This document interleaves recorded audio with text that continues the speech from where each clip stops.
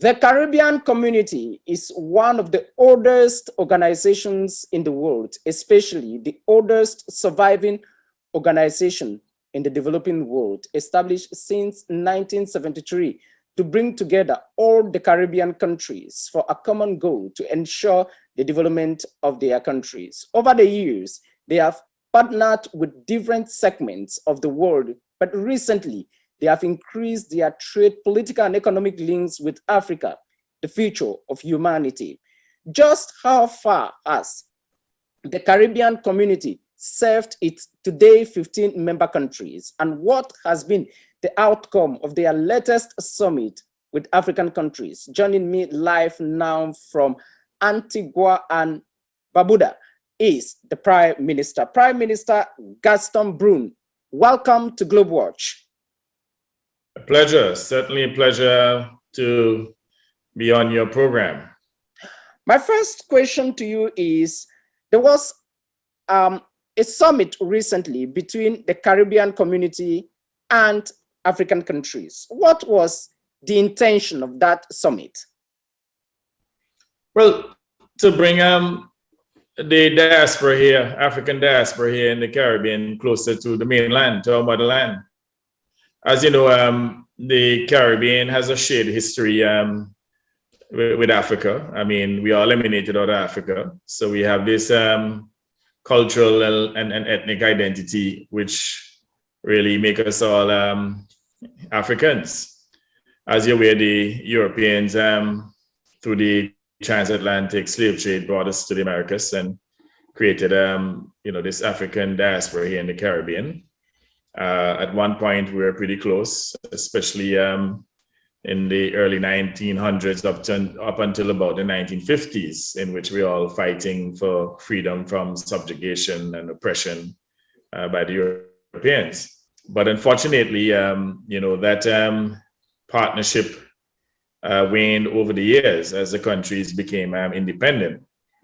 So whereas before we were tied by this common aspiration to end colonial rule, we had a common agenda of decolonization and to end racial inequality.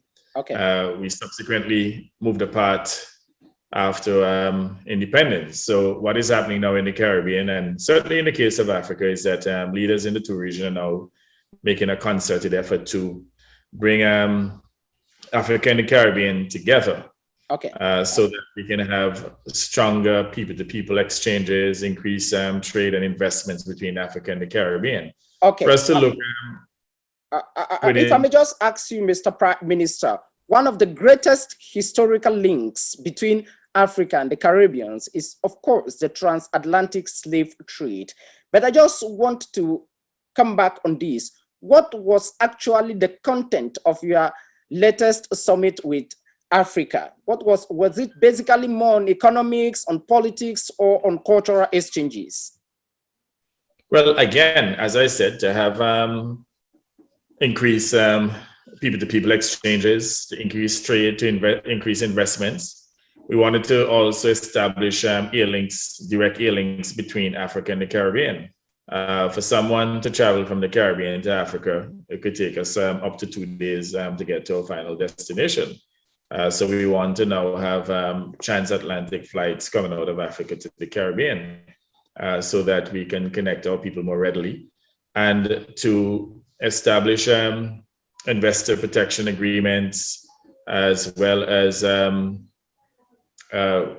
double taxation treaties in order to facilitate trade and investments, and also to do away with visa requirements, because as far as we're concerned, we're fundamentally one and the same people.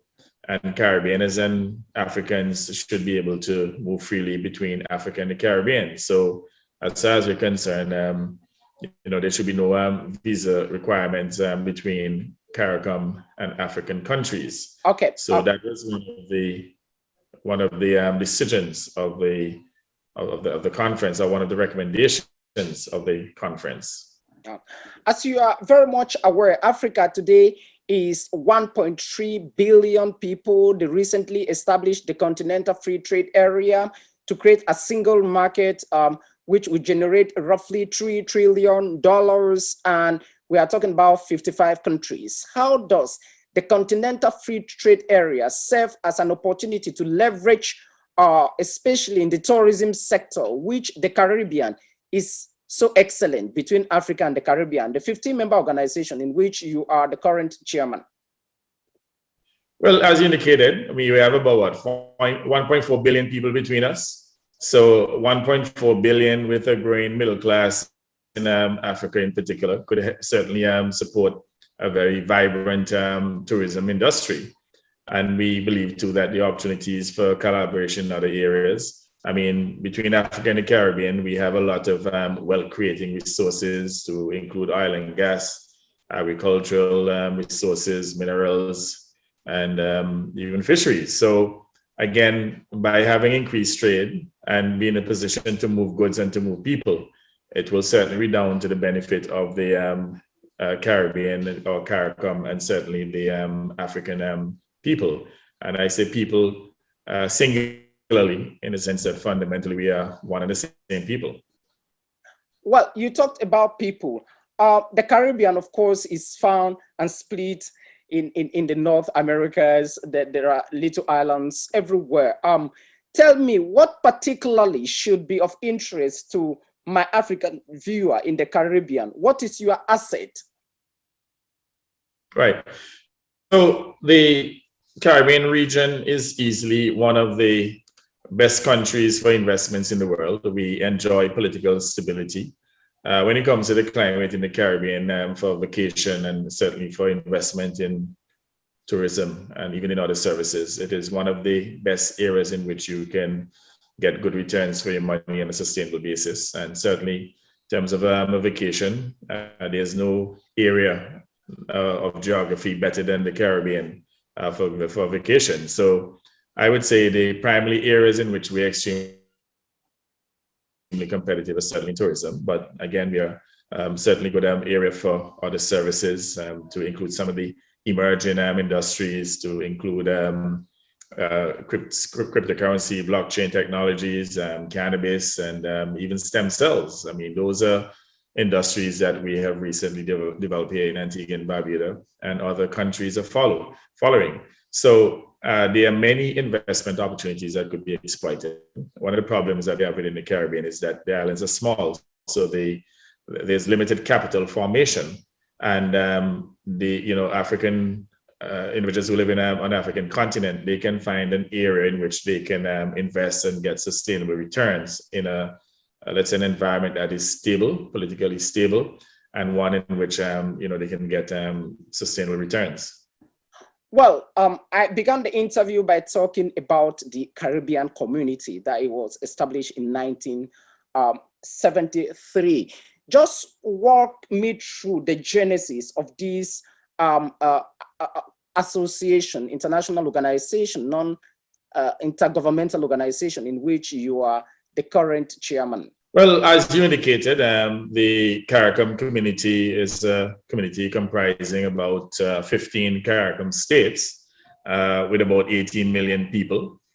And it started in the early 1970s. In fact, I believe it was 1972 when 4 of the independent countries in the Caribbean were given the independence from Britain. And then subsequently, the other islands became independent. And even before they became independent, they were actually members of CARICOM.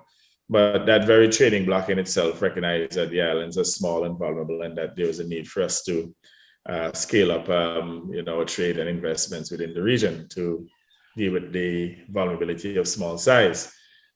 We are part of many global institutions. We're members of the United Nations. Within this hemisphere, we're members of the Organization of American States. You know too that we are part of AOSIS, and that is a group of small island states, 39 small island states globally. In fact, currently I am the chair of AOSIS, and currently the pro-tem chair of CARICOM as well. So we're very active in the international community, and generally speaking, even the Commonwealth, as an example. I mean, we are all members of the Commonwealth. And that is why there's a need as well in terms of our foreign policy, where there to be greater collaboration between Africa and the Caribbean, so we can support our common agenda. A majority of the Caribbean countries are what we call in the world small states in terms of size and population. Like you indicated, you belong to many other organizations like other countries in the world, the Commonwealth, some are members of La Francophonie, the United Nations, the North America community, but specifically, how are you structured to serve the interests of your community as an organization? Well, again, the CARICOM integration movement, I mean, that is a key one of which we're a member and in which we have a common market and economy. So in that case, you know, we're able to move goods without any duties and taxes for, you know, goods emanating with member states. And at the same time, to harmonize foreign policy, we also have very strong functional cooperation. We have common institutions. In fact, within CARICOM, we also have a subgrouping known as the Organization of Eastern Caribbean States, that is OECS. And within this grouping, we have a common central bank. We also have a common judiciary. And in the broader CARICOM, we have the Caribbean Court of Justice. Though all the members are not, you know, members of the court. At least that is the aspiration for all of the Caribbean countries to eventually become members of the CCJ. That is the Caribbean Court of Justice. And we also have other areas of collaboration. We have, for example, a common development fund within CARICOM. In fact, going back to the OECD sub-region, we have a common currency. So the functional cooperation within CARICOM, you know, is extremely strong. We have, for example, SEDIMA, which assists with, you know, disaster management and recovery. We have the regional security system. There's just a number of institutions that would have helped us in various sectors of the economy, from security to economics to social issues, and even the judiciary. Yeah. Let's put CARICOM into context. Like any other portion of the world, we are living in the COVID-19 environment, COVID-19, which has infected plus 200 million people around the world, plus 5 million others have died. How has COVID-19 redefined the dynamics of the CARICOM community? Yeah, well, we are suffering similar consequences. I believe, though, in terms of the health aspects, we have not done as badly. Even though in recent times, as a result of the Delta variant, which is now in the Caribbean, we have seen an escalation in COVID cases, hospitalizations, and death. But perhaps the most significant impact was the impact, and the continued impact for that matter, of COVID on the economy. So several of our economies have been decimated because most of our economies are tourism dependent. And as a result of the curtailment in travel, we've seen a significant reduction in the amount of tourists coming to our respective islands. And as a consequence, that has created some fiscal pressures. But notwithstanding that, I would say that the countries continue to hold things together, and none of us so far would have ended up in a crisis, even though things are becoming increasingly difficult. So the economic aspect, you know, is the most significant for us in terms of. Mr. Prime Minister, many associations around the world, the United Nations, the African Union, the European Union, every organization took steps as a response to the crisis. How did CARICOM respond to COVID-19 as an organizational entity?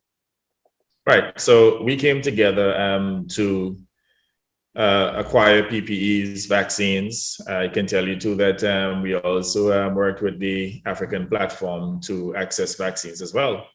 To the effect, I believe that most CARICOM countries now, barring Haiti, they have, I would say, close to enough vaccines to vaccinate the entire population. So that level of cooperation would have helped in terms of putting strategies in place to manage the prevalence of COVID and to contain COVID, and at the same time to acquire PPEs and to acquire vaccines. And at one point, acquiring vaccines would have been one of the most difficult challenges facing the region. Okay. So, Yeah. We had to step with each other in order to push to acquire these vaccines, and we would have achieved a significant amount of success. You just indicated in the middle of the interview that you are a community of roughly 18 million citizens. What concretely has CARICOM achieved over the years since 1973 in serving its member states? What are some of your success stories? Well, I gave you a whole slew of them earlier when I spoke about the functional cooperation that exists within the region. I told you about the common currency within the OECS, a common judiciary. I mean, none of these islands within the OECS would have been able to, sustain their own judiciary, and neither would they be able to sustain their own currency.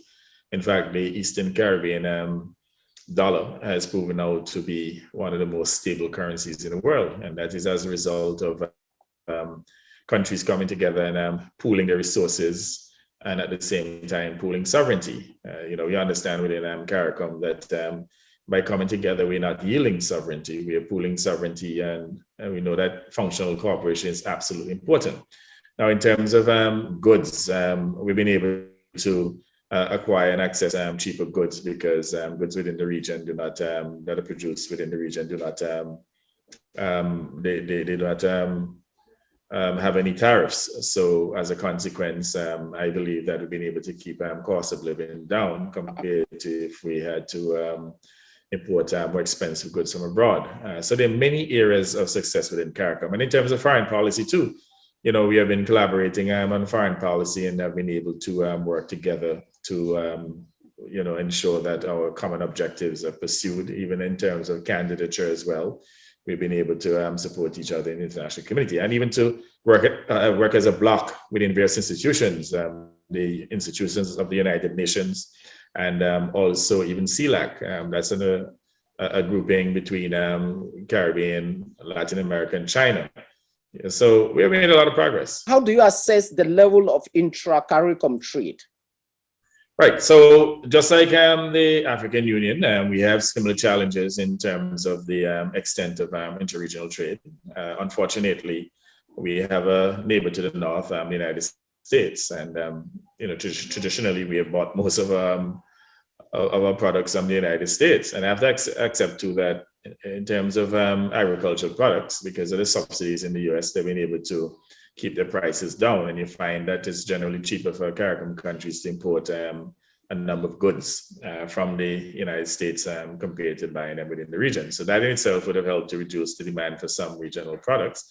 And the other issue that we've had is the issue of logistics. We do not have the type of consistent shipping between Caribbean islands, so that too has undermined trade to some extent. So whereas we have made significant progress over the years, I mean, there are still some gaps to be filled, and they can only be filled at such time as we get reliable maritime transportation to move goods, and at the same time to have a redirection in terms of our purchases. Instead of continuing the traditional purchases of the US, we now have to look within the region to support each other, or to support each other more. And those are discussions that we're having actively within CARICOM to put systems in place to have reliable maritime transportation to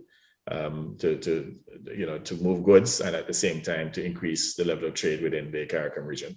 This interview will be coming to an end very soon, but as a community, I understand that one of your greatest challenges, and individually equally as countries in the Caribbean, is climate change. The UN General Assembly is currently going on, and one of the key topics under discussion is how to mitigate, how to roll back the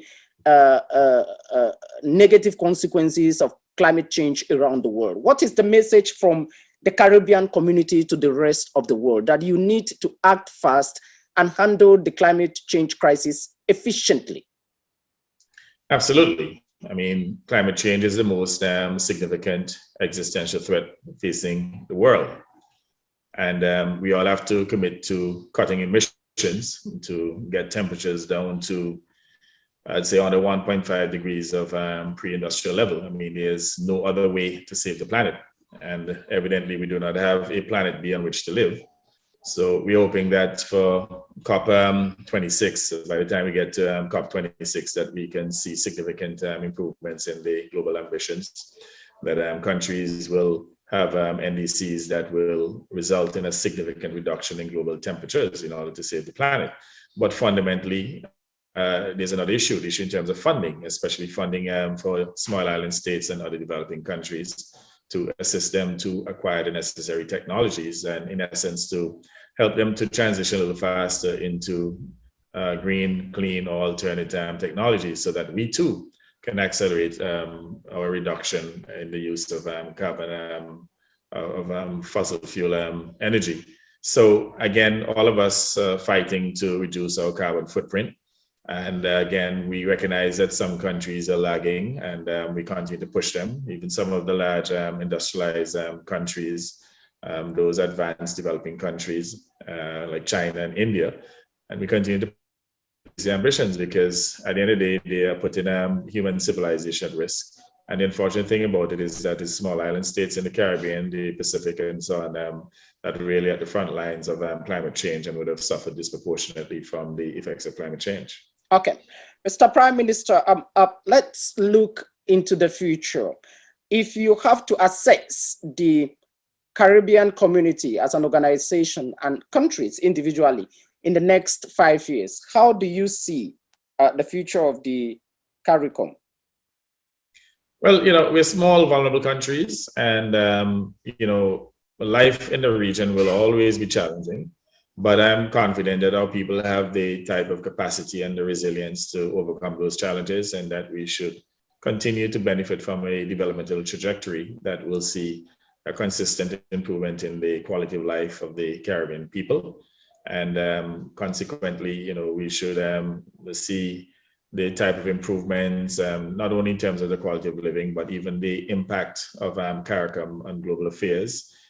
We have individuals who have significant capacity, leadership capacity. And I think that the Caribbean will become, a far bigger voice on various issues. I mean, even outside of the issue of climate change, which the Caribbean, in essence, would have been one of the global champions. And again, as we ally with other regions, especially African countries, we can see ourselves becoming, more center stage in terms of global issues, global dialogue. And that's one of the reasons why we're trying to enhance this relationship with Africa, and to make sure that we work to support and to promote our common interests. Before you and I separate in a second, Mr. Prime Minister, you are the Prime Minister of Antigua and Barbuda. What Correct. Specifically will you tell me about your country if somebody has to move to that Caribbean island? What is your best selling mark? The British will tell you that our greatest cultural export is William Shakespeare. The French people will tell you that our best cultural export is Molière. The Americans will tell you of George Washington or Franklin Delano Roosevelt.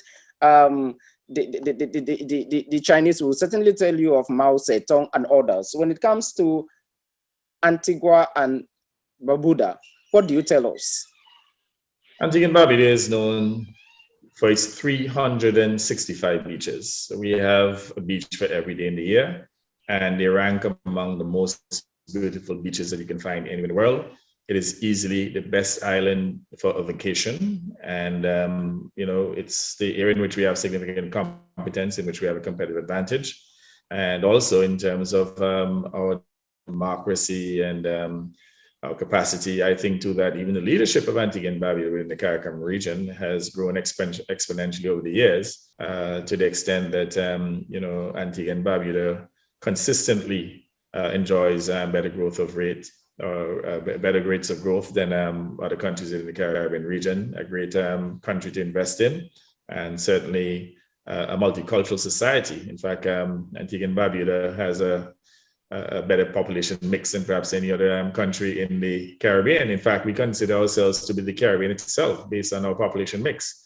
And I'll go as far as stating here that in terms of our population mix, about 60% of our population comprises of CARICOM nationals from the various Caribbean countries, from Jamaica to the north to Guyana in the south.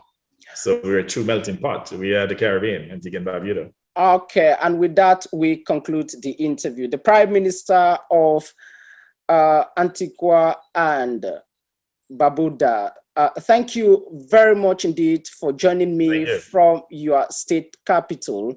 And I should tell my audience that this is the first time I'm receiving somebody from the Caribbean islands directly. Thank you very much indeed for being guest on GLOBEWATCH. Pleasure. Thank you.